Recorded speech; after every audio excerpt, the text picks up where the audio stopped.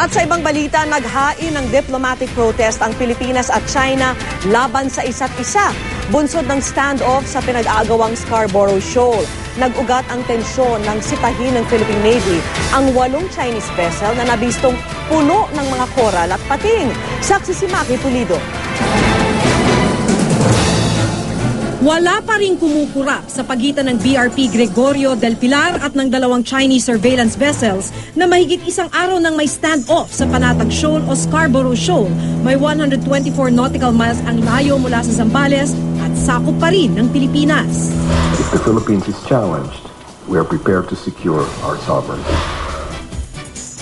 Batay sa report ng Philippine Navy, 8 Chinese fishing vessels ang namataan sa Panatag Shoal noong April 8, kaya pinadiretso roon kahapon ang BRP Gregorio del Pilar.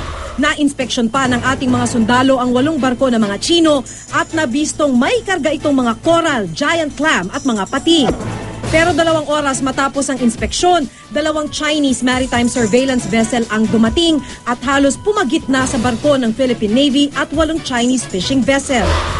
The 2 Chinese maritime surveillance vessels established contact with Gregorio del Pilar, utilizing the marine band frequency, and advised Gregorio del Pilar to leave the area. In response, the captain of Gregorio del Pilar also advised the Chinese maritime surveillance vessels that the area is not part of Chinese territory. Ipinatawag ng Department of Foreign Affairs ang ambassador ng China sa Pilipinas sa bayhain ng diplomatic protest. Under international law, and this specifically includes UNCLOS, it was stressed that we have sovereignty and sovereign rights over Scarborough Shoal. Paliwanag ng Chinese Embassy, tumigil lang sa Panatag Shoal o tinatawag nilang Huangyan Island ang mga fishing vessel dahil sa masamang panahon nang harangin daw ito ng mga sundalong Pilipino. Armado, hinaras umano ng ating mga sundalo ang mga mangingisdang Chino.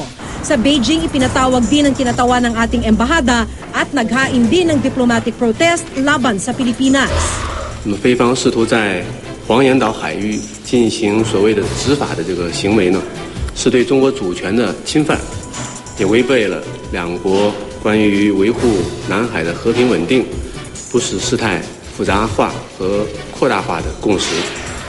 中国的有关部门已经派出了政府的公务船前往黄岩岛海域，目前呢，中方的渔船和渔民是安全的。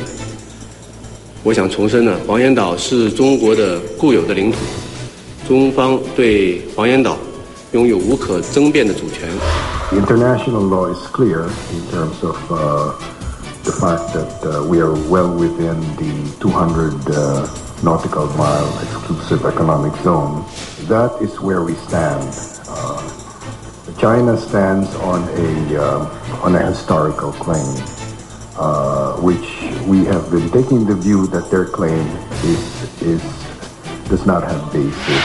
Kahit tumatagal na ang standoff, sa diplomatikong paraan pa rin daw ito gustong masolusyonan ni Pangulong Aquino. Sinasabi naman ng China na let us resolve it through consideration of the international laws that govern such situations. At agree naman sila, kabahagi din yung UNCLOS, pareho tayo signatory sa UNCLOS. Wala naman siguro makikinabang magkakaroon ng pagdana pagdahas nga dyan. Ngayong hapon, muling nag-usap ang DFA at ang Chinese ambassador. There's a real challenge for us in terms of our agreement to keep on talking today, and we resolve to seek a diplomatic solution to the issue. Ako si Maki Pulido, ang inyong saksi.